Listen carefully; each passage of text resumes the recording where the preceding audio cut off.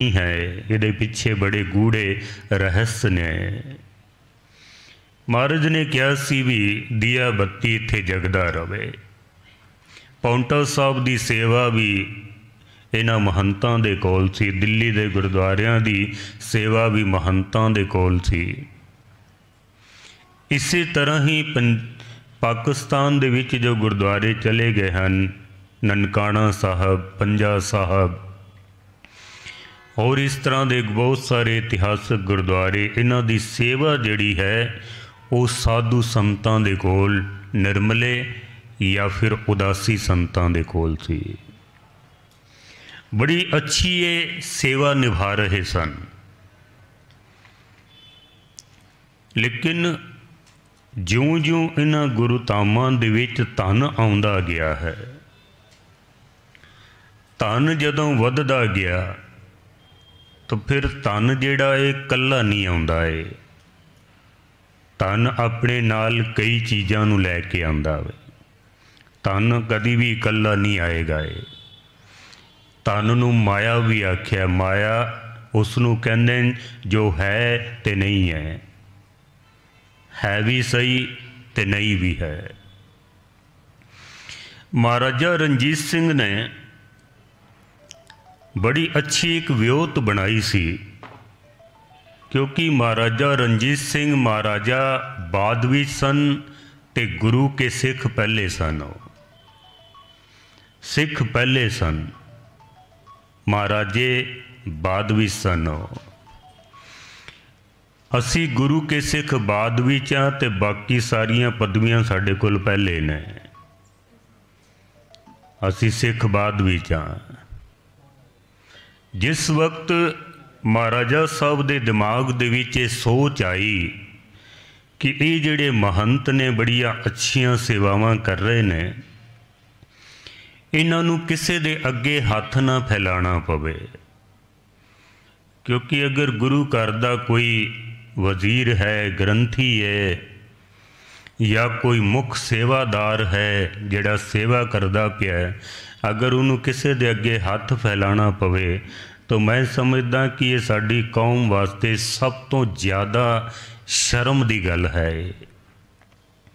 भी साडे किसी ग्रंथी नूं, साडे किसी रागी नूं या साडे किसी सेवादार नूं ऐसी उहदी हालत होवे कि किसी दे अगे वो हाथ फैलांदा होवे ते कहण नूं असीं कहीए भी ये गुरु का वजीर है। वजीर का मतलब की होंदा है? पहले नंबर ते राजा होंदा है ते दूजे नंबर ते वजीर होंदा वे। ते राजा तो बाद है साडा ग्रंथी या कीर्तनिया जो सेवा करदा पिया। ये दूजे नंबर ते होवे गुरु दा वजीर ते हथ अडना पै जाए उसनूं किसे दे सामने, मजबूरी होवे, लालच ना होवे। अगर लालची है तो गुरु का वजीर भी नहीं हो सकता। ये भी मैं अर्ज कर दिया। अपनी पदवी का किधरे वो दुरुपयोग ना करता होवे। ये गुरु घर दा ग्रंथी हो के जने खणे नूं अपनियां दुख दियां कहानियां सुणांदा होवे। जिवें मंगण वाले आउंदे न ते वो अपने जख्मां नूं खुरेच खुरेच के विचों खून कढ़ लैंदे न ताकि लोकी प्रभावित होण ते मैनू कुछ दे के जान। ऐसा सुभाव ना होवे गुरु का वजीर, ईमानदार होवे, सेवा अपनी ईमानदारी दे नाल करदा होवे। अगर उसनूं फिर भी किधरे बाहर हथ फैलाना पै जाए तो मैं समझदा ये साडी कमज़ोरी है, साडे वास्ते शर्म की गल है। महाराजा साहब की बड़ी अच्छी सोच सी कि ना महंतां नूं किसे दे अगे हाथ ना फैलाना पवे।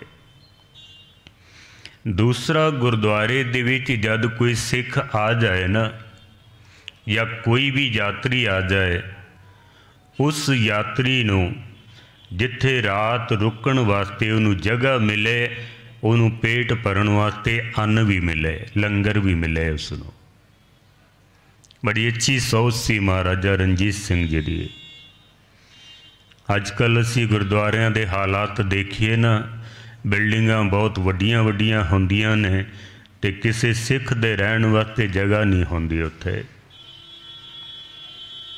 जो गुरु नानक दा जो काम सी ना वो असी नहीं करते पे। अज लंगर देख लो तुसी, किसे किसे गुरुद्वारे दे विच चलदा है, वो भी इस लालच पिछे भी लंगर चलावांगे तो आमदन साडी वधेगी, लंगर नहीं चलावांगे संगत नहीं आएगी, आमदन नहीं होनी।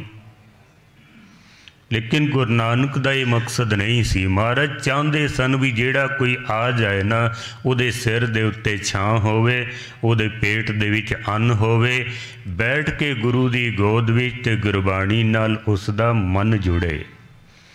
महाराज दी ये कोशिश सी सतगुरां दी।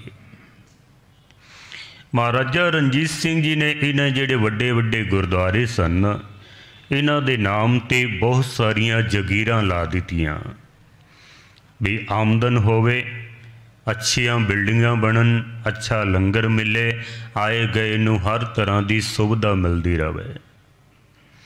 महाराजा साहब की सोच तो बड़ी अच्छी सी उन्हां दी और कुछ समय तक चलती भी रही। लेकिन जदों धन बहुत आना शुरू हो गया, क्योंकि जागीरां सन, धन जदों बहुत आना शुरू हो गया तो इस धन ने, क्योंकि धन कला नहीं आउंदा, मैं फिर अर्ज कर दियाँ, ये जद भी धन आएगा अपने नाल कई चीज़ां लैके आंदा है। ये किधरे बीमारियां लैके आएगा, किधरे विकार लैके आएगा। जदों धन आउंदा ना साडे कोल,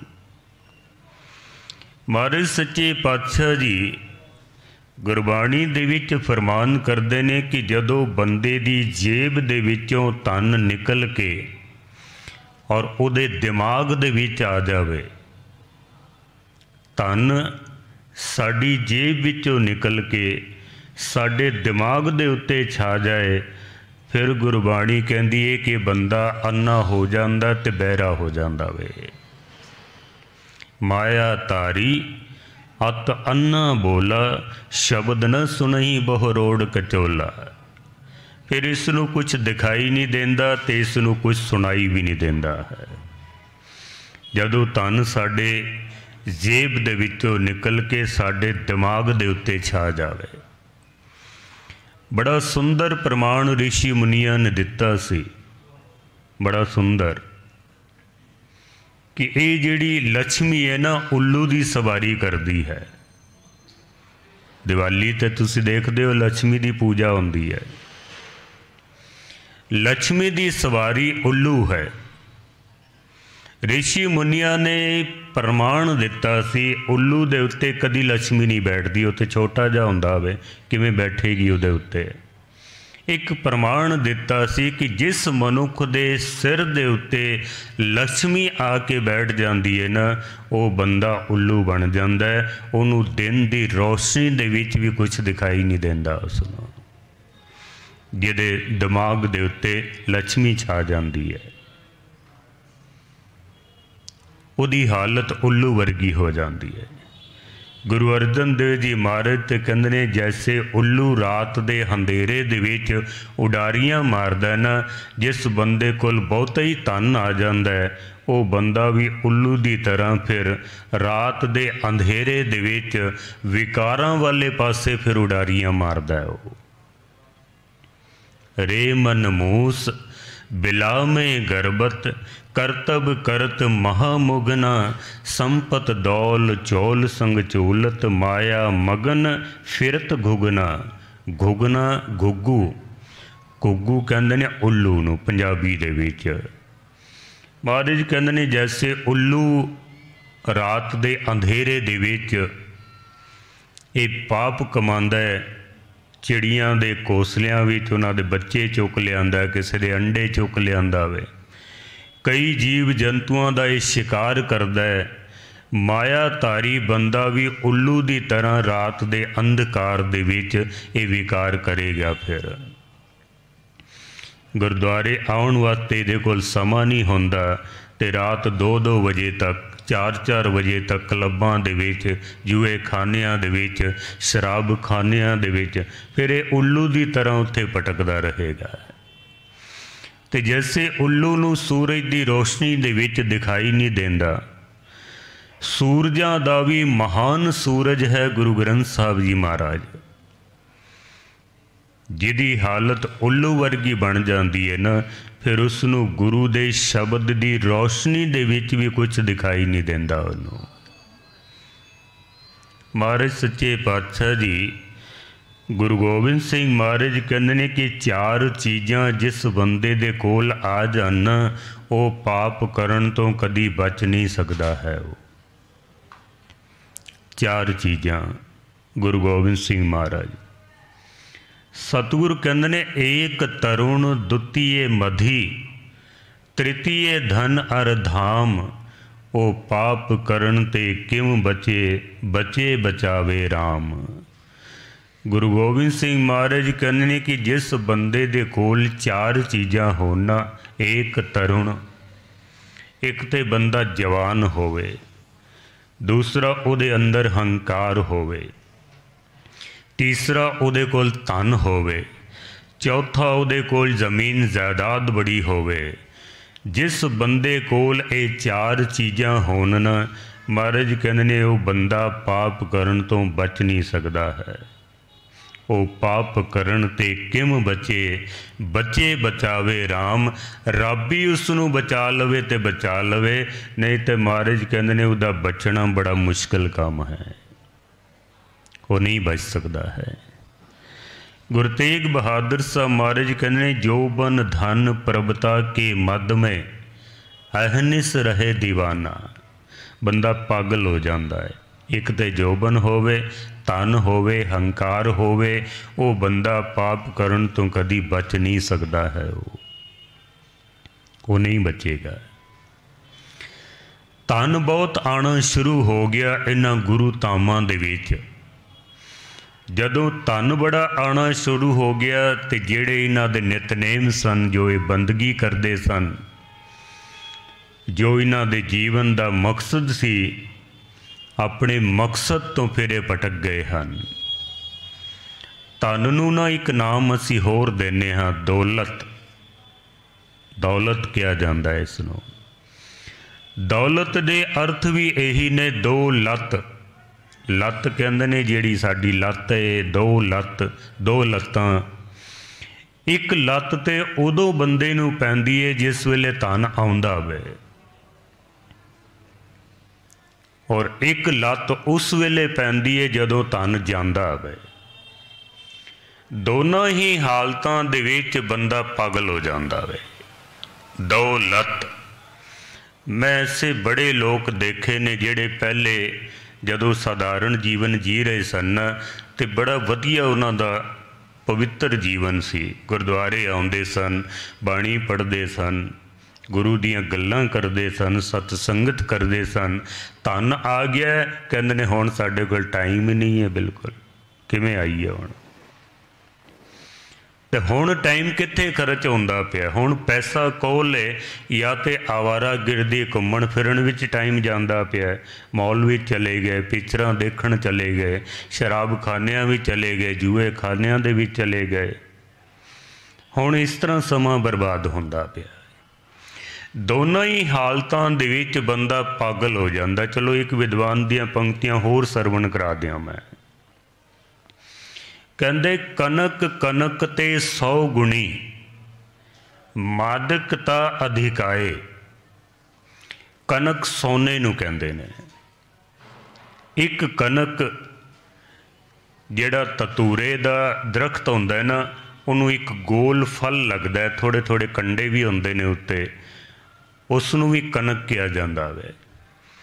ਉਸ ਤਤੂਰੇ ਦੇ ਫਲ ਨੂੰ ਅਗਰ ਤੁਸੀਂ ਤੋੜੋਗੇ, ਵਿੱਚੋਂ ਦੁੱਧ ਨਿਕਲਦਾ ਹੈ ਉਹਦੇ ਚਿੱਟੇ ਰੰਗ ਦਾ।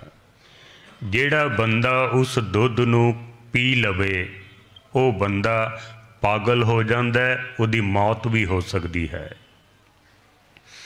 ਬੜੀਆਂ ਸੁੰਦਰ ਪੰਕਤੀਆਂ ਨੇ ਇਸ ਵਿਦਵਾਨ ਦੀਆਂ। ਕਹਿੰਦੇ, ਕਨਕ ਕਨਕ ਤੇ 100 ਗੁਣੀ, ਮਾਦਿਕਤਾ ਅਧਿਕਾਏ। ਕਹਿੰਦਾ ਵੀ ਇੱਕ ਤੇ ਕਨਕ ਹੈ ਤਤੂਰੇ ਦਾ ਫਲ ਤੇ ਇੱਕ ਕਨਕ ਹੈ ਸੋਨਾ। ਕਨਕ ਕਨਕ ਤੇ 100 ਗੁਣੀ। ਜਿਹੜਾ ਇਹ ਧਤੂਰੇ ਦਾ ਫਲ ਹੈ ਨਾ, ਇਸ ਫਲ ਨਾਲੋਂ 100 ਗੁਣਾ ਜ਼ਿਆਦਾ ਨਸ਼ਾ ਸੋਨੇ ਦੇ ਵਿੱਚ ਹੈ। ਕਨਕ ਕਨਕ ਤੇ 100 ਗੁਣੀ ਮਾਦਕਤਾ ਅਧਿਕਾਏ, 100 ਗੁਣਾ ਵੱਧ ਨਸ਼ਾ ਉਹਦੇ ਵਿੱਚ। ਹੁਣ ਜਿਹੜੀ ਅਗਲੀ ਪੰਕਤੀ ਉਸਨੇ ਕਹੀ ਹੈ ਨਾ, ਕਹਿੰਦਾ ਵਾਹ ਖਾਏ ਬੌਰਾਏ ਨਰ, ਵਾਹ ਪਾਏ ਬੌਰਾਏ। ਧਤੂਰੇ ਦੇ ਫਲ ਨੂੰ ਜੇ ਕੋਈ ਖਾ ਲਵੇ ਤੇ ਕਹਿੰਦਾ ਉਹ ਬੰਦਾ ਪਾਗਲ ਹੋ ਜਾਂਦਾ ਵੇ। ਵਾਹ ਖਾਏ ਬੌਰਾਏ ਨਰ, ਵਾਹ ਪਾਏ ਬੌਰਾਏ। ਕਹਿੰਦਾ ਧਤੂਰੇ ਦੇ ਫਲ ਨੂੰ ਜੇ ਕੋਈ ਖਾ ਲਵੇ ਤੇ ਉਹ ਪਾਗਲ ਹੋ ਜਾਂਦਾ ਹੈ, ਪਰ ਜੇ ਕੋਈ ਬੰਦਾ ਸੋਨੇ ਨੂੰ ਕੇਵਲ ਪ੍ਰਾਪਤ ਕਰ ਲਵੇ, ਖਾਵੇ ਵੀ ਨਾ ਉਸ ਨੂੰ, ਬਸ ਉਹਦੇ ਹੱਥ 'ਚ ਹੀ ਆ ਜਾਏ ਸੋਨਾ, ਕਹਿੰਦਾ ਇਹ ਬੰਦਾ ਪਾਗਲ ਹੋ ਜਾਏਗਾ। ਇਹ ਬੜੀਆਂ ਕੀਮਤੀ ਪੰਕਤੀਆਂ ਨੇ। ਵਾਹ ਖਾਏ ਬੌਰਾਏ ਨਰ, ਖਾਣਾ ਹੈ ਉਸ ਨੂੰ, ਅਗਰ ਹੱਥ ਵਿੱਚ ਵੀ ਪਕੜ ਲਿਆ ਤੇ ਬੰਦੇ ਦਾ ਕੋਈ ਨੁਕਸਾਨ ਨਹੀਂ ਹੈ। ਵਾਹ ਖਾਏ ਬੌਰਾਏ ਨਰ, ਵਾਹ ਪਾਏ ਬੌਰਾਏ। ਪਰ ਸੋਨੇ ਨੂੰ ਕੇਵਲ ਕੋਈ ਪ੍ਰਾਪਤ ਹੀ ਕਰ ਲਵੇ ਨਾ ਤੇ ਉਹ ਬੰਦਾ ਪਾਗਲ ਹੋ ਜਾਂਦਾ ਵੇ, ਕਿਉਂਕਿ ਇਹ ਦੋ ਲੱਤ ਹੈ, ਦੋ ਲੱਤਾਂ ਪੈਂਦੀਆਂ ਨੇ। ਇੱਕ ਜਦੋਂ ਤਨ ਆ ਜਾਂਦਾ ਤਾਂ ਲੱਤ ਪੈਂਦੀ ਹੈ, ਦੂਸਰਾ ਜਦ ਤਨ ਚਲਾ ਜਾਂਦਾ ਨਾ, ਦੋਨਾਂ ਹੀ ਹਾਲਤਾਂ ਦੇ ਵਿੱਚ ਬੰਦਾ ਪਾਗਲ ਹੋ ਜਾਂਦਾ ਹੈ। ਇਹਦੀ ਹਾਲਤ ਐਸੀ ਬਣ ਜਾਂਦੀ ਹੈ, ਉੱਲੂ ਦੀ ਤਰ੍ਹਾਂ ਹੋ ਜਾਂਦਾ। ਫਿਰ ਇਹ ਮਹੰਤ ਬੜੀ ਅੱਛੀ ਸੇਵਾ ਕਰਦੇ ਪਏ ਸਨ।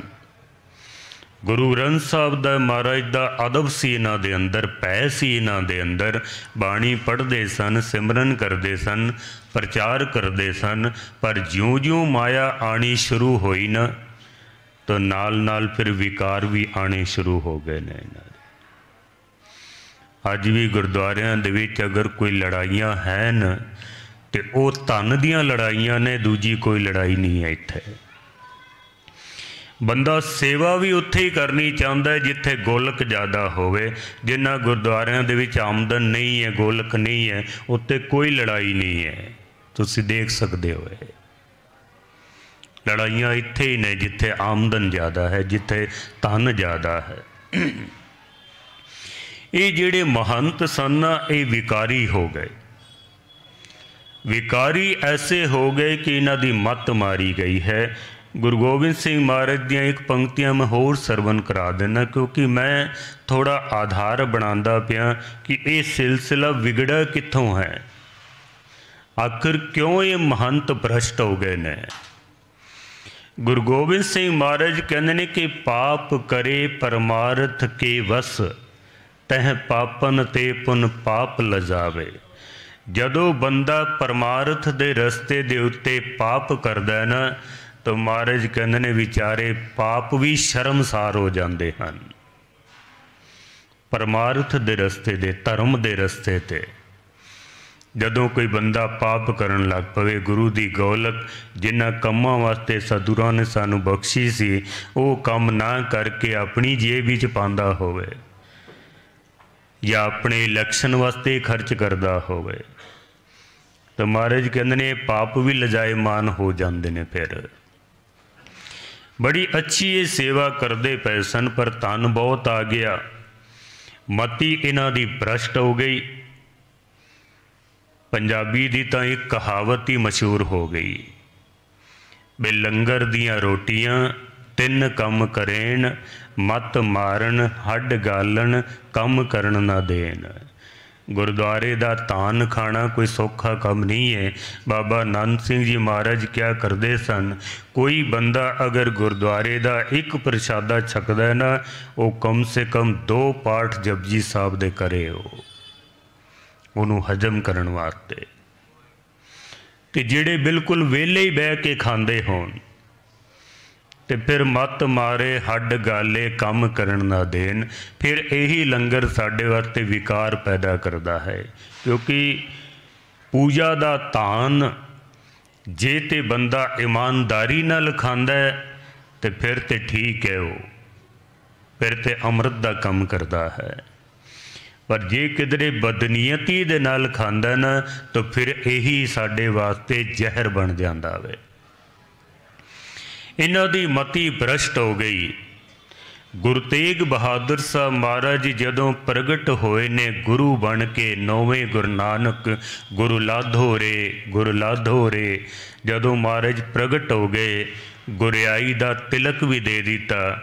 सतगुरां दे मन विच शरधा सी कि चलो चल के अपने गुरुआं दे, अपने दादे गुरु दे स्थान दे दर्शन करिए। महाराज चल के अमृतसर साहब आए ने। अमृतसर दे महंतां नूं एक खतरा पै गया भी ये गुरु हो के प्रगट हो गए ने, किधरे अमृतसर दे विच आसन ला लिया ते साडी ते दुकान बंद हो जानी है। फिर सानू किने पुछना हमें, फिर असीं तां रोटी तो भी आतुर हो जावांगे।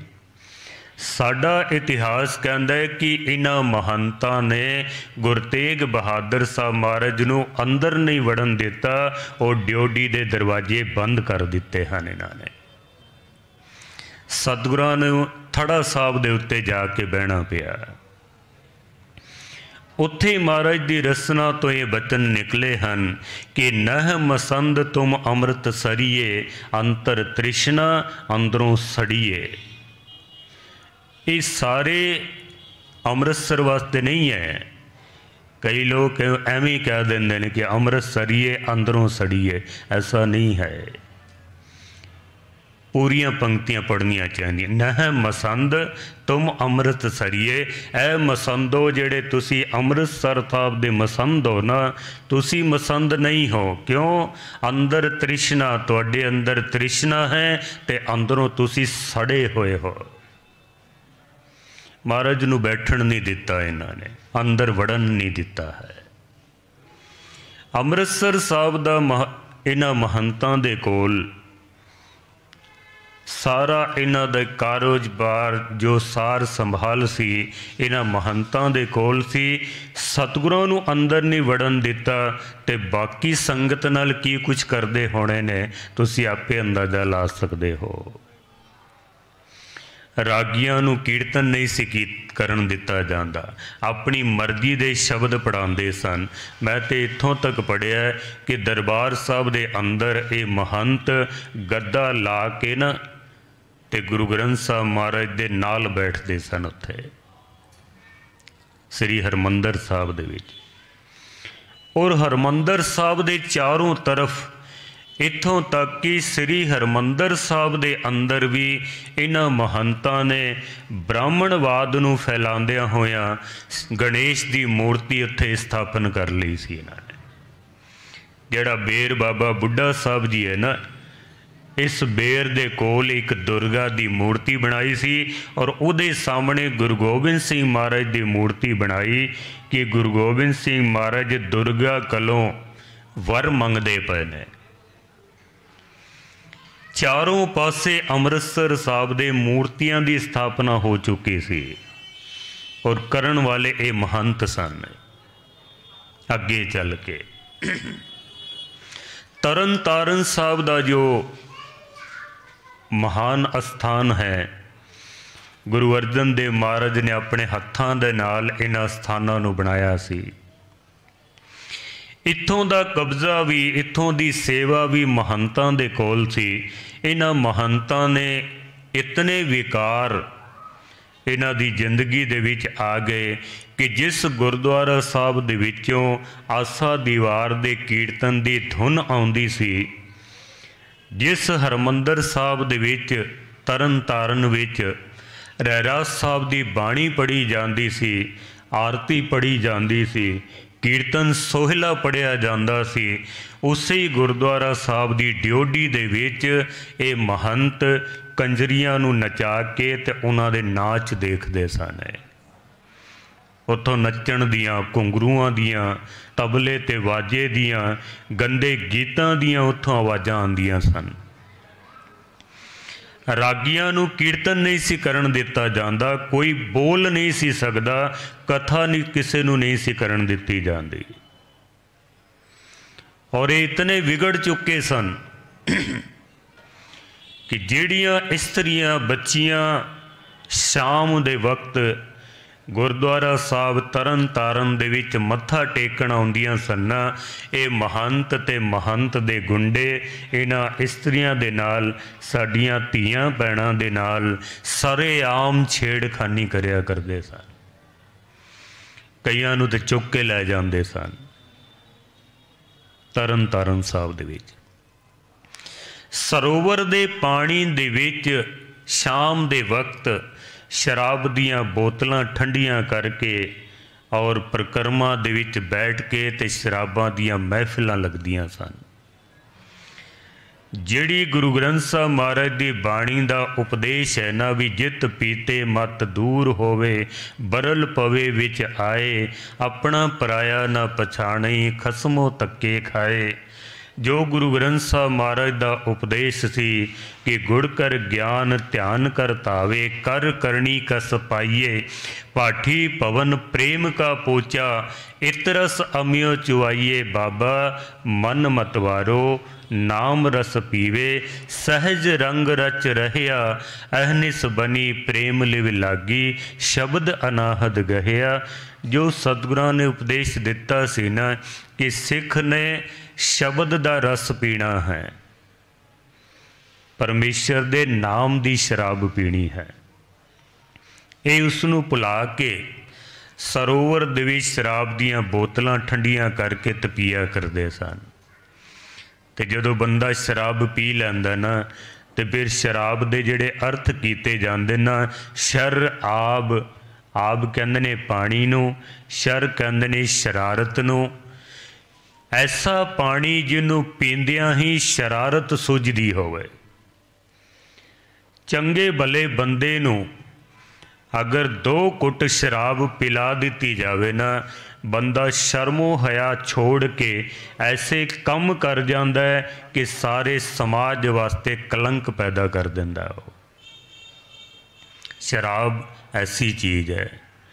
इस्लाम ने ताही पाबंदी लाई सी कि अगर शराब दी बूंद शरीर दे उत्ते अगर गिर जाए ना, तो जिस जगह दे उत्ते शराब दी बूंद डिग्गी है ना, उत्थे जितना मांस उहदे नाल गिला होया सारा ही मांस कट देना चाहिए।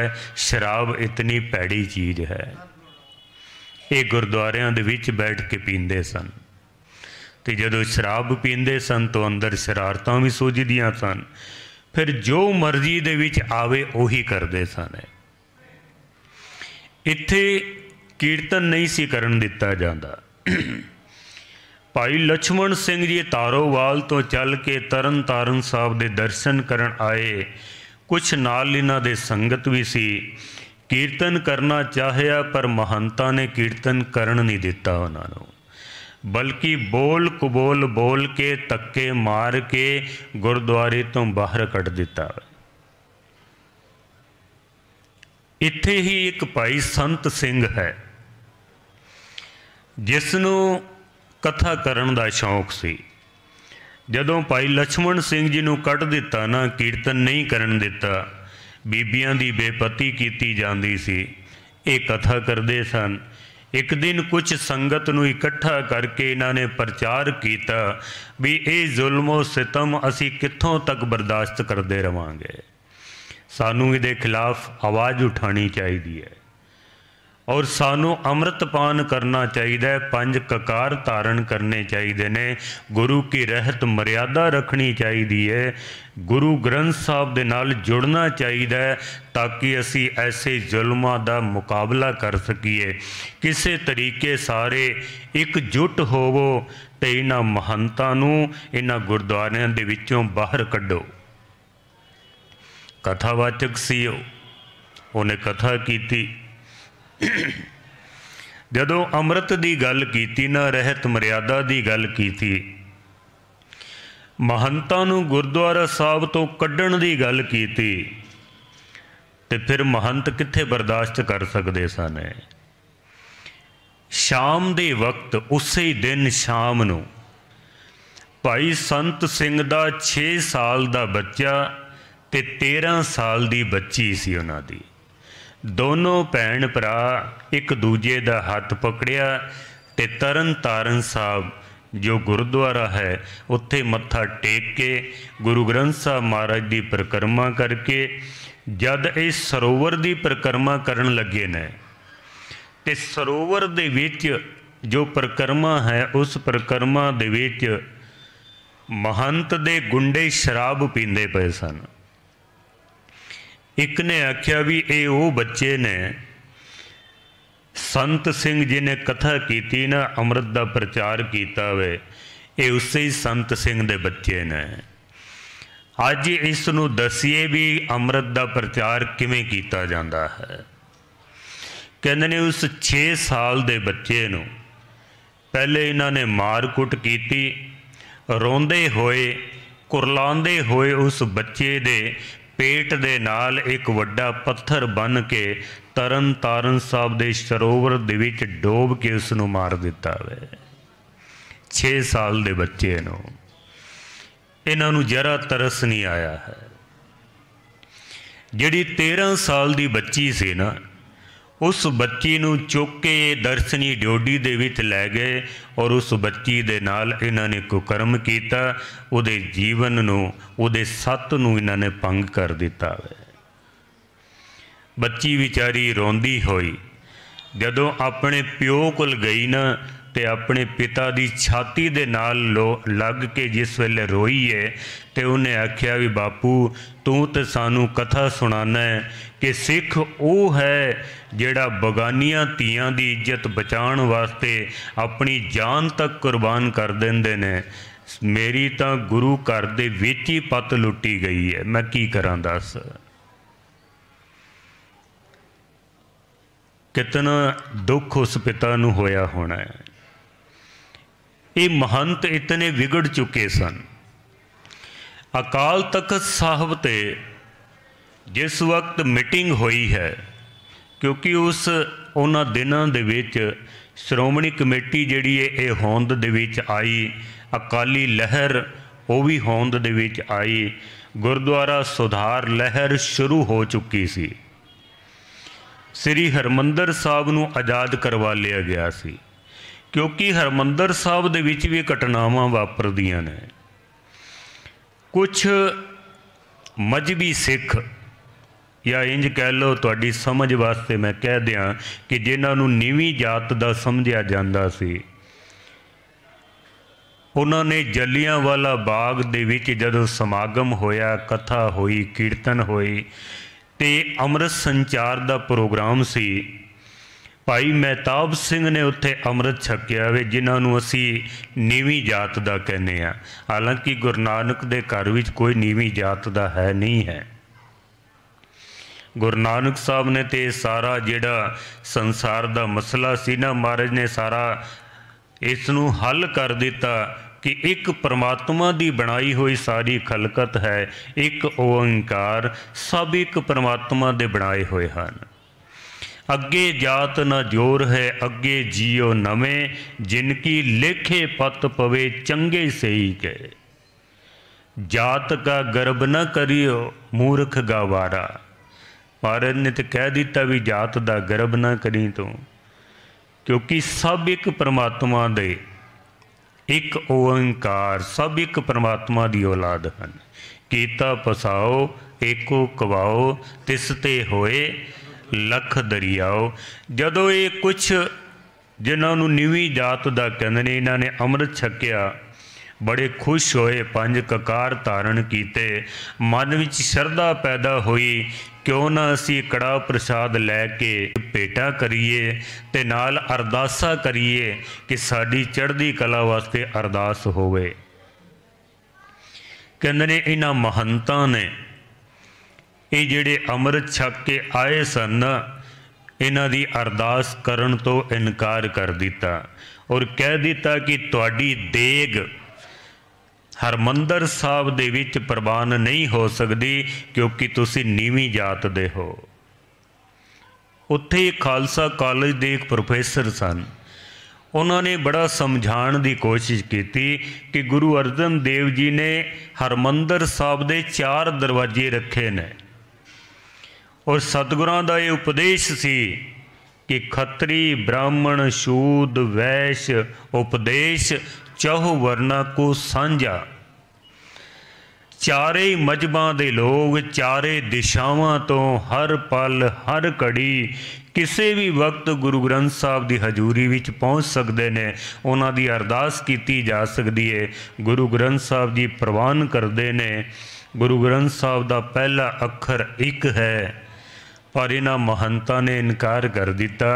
ये नीवीं जात दे ने, इन्हां दी अरदास नहीं हो सकती। इन्हां दी कड़ाह प्रसाद की देग भी प्रवान नहीं की जा सकती। इनकार कर दिता। जिस गुरु नानक सच्चे पातशाह ने सारियां नूं जोड़न की कोशिश की सी। बड़े सुंदर बोल ने एक विद्वान दे, वो कहंदे इंसान के मुख पर कैसा तकब्बर तेज है। तकब्बर कहंदे ने हंकार। इंसान के मुख पर कैसा तकब्बर तेज है, खाक का पुतला बना खाक से परहेज है। मिट्टी दा बनया होया इंसान मिट्टी दे बने हुए इंसान दे नाल नफरत करता है। गुरु नानक सच्चे पातशाह ने आख्या सी सारे इक्को ही मिट्टी तो पैदा होए हाँ, बनाण वाला भी साडा इक्को ही परमात्मा है, फिर नफरत किहड़ी गल दी है। बड़ा समझाण की कोशिश की इन्हां महंतां नूं, पर इन्हां ने मनण तो इनकार कर दिता। प्रोफेसर साहब ने आख्या भी क्यों ना आपां गुरु ग्रंथ साहब कोलों पुछ लईए, क्योंकि साडा गुरु तो बोलदा है ना, साडा गुरु किहड़ा चुप बैठा होया है। तुसी शरदा दे नाल प्रेम दे नाल अरदास करो, गुरु ग्रंथ साहब दे अगों हुक्मनामा लवो, जरूर गुरु ग्रंथ साहब महाराज तुहाडे शंके नूं निवृत्त करदे हन।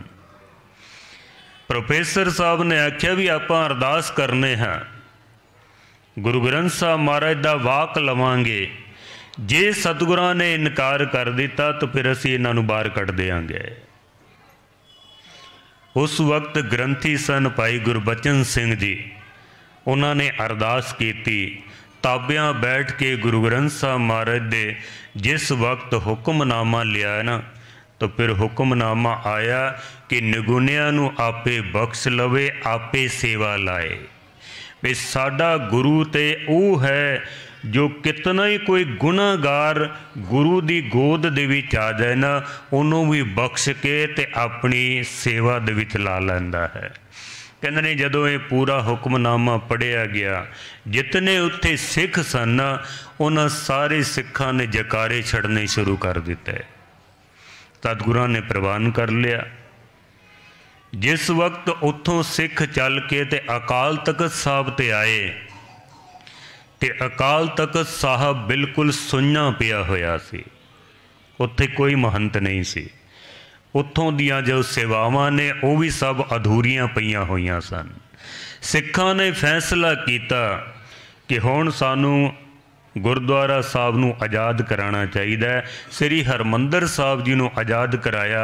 श्रोमणी कमेटी होंद दे विच आई, अकाली लहर आई, 125 मैंबरां दी कमेटी बनाई गई, अकाली लहर बनी। अकालियां दा मतलब होंदा सी जो अकाल दे नाल जुड़े हुए ने, ये अकाल दा मतलब सी। अजकल दे अकालियां वर्गा नहीं सन। किसी भी गलती वास्ते, गुरु की बेअदबी वास्ते, गुरधामां नूं बचाउण वास्ते जो अपना आप कुर्बान करन वास्ते तैयार रहिंदे सन, उन्होंने अकाली कहा जाता सी। हुण तां सारी राजनीति रह गई है। सिर्फ हरमंदर साहब नूं आज़ाद कराया। जिहड़ी संत सिंह दी घर वाली सी ना, जदों अकाल तख्त साहब ते मीटिंग हुई है, इन्हें जाके फिर अपना जो कोई वाकया सी ना उत्थे जाके सुनाया। और इसने आख्या भी मैं तो वो सिख पढ़े ने, उन्हां सिखां बारे सुनिया जिहड़ा पराई धीआं भैणां दी इज्जत बचाउण वास्ते अपना आप कुर्बान कर दिंदे ने। इत्थे ते गुरुद्वारे दे विच साडी अपनी धी लुटी गई है। इन्हां ने फिर मीटिंग करके तरन तारण साहब नूं आज़ाद कराने वास्ते मुहिम चलाई है, क्योंकि लंबा इतिहास है। बाकी कल आप जी दे सन्मुख रखांगे। कुछ होर भी कारण ने ऐसे जिन्हां करके गुरुद्वारा सुधार लहर चली है। और ननकाना साहब किवें आज़ाद होंदा है। 100 तो भी वध सिखां ने अपनियां शहादतां दे के ननकाणा साहब नूं जो दाग लग्या सी ना, अपने खून दे नाल उस दाग नूं धोता वे। बाकी विचार कल आप जी के सन्मुख रखांगे। भुल्लां चुकां दी क्षमा। आप सारियां दा धन्नवाद। बहुत ही रसीले कीर्तनीय भाई साहब भाई बलप्रीत सिंह जी लुधियाने वाले पहुँच चुके हैं। उन्होंने आप जी की सेवा में हाजिर होना है। कल आप जी के